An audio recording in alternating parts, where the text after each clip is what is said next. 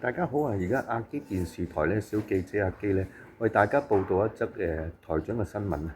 台長喺日本咧認識到一位新朋友喎。頭先同朋友咧就閒聊咗幾句嚇。但係咧就正所謂就係開心嘅時間過得特別快。短短嘅2日咧嘅認識咧就已經結束啦。台長要去另一個地方。頭先咧亦都係同佢道別嘅。我哋睇睇相關嘅畫面先。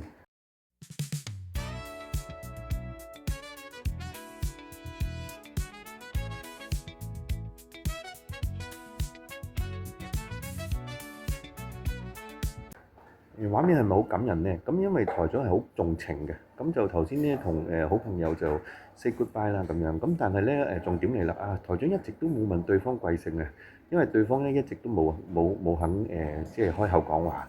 但係咧台長同佢咧就已經有個心嘅連結啦。就可以講一句啦，就係我中有他，他中有我啊。台長嘅決定咧帶佢去下一個景點啊，就係札幌咁樣啊。將佢存喺心裏邊咧其中一個小小嘅位置。大家一齊去旅行咁樣。本台嘅報道報道完畢啊。將支麥克風交翻俾總台。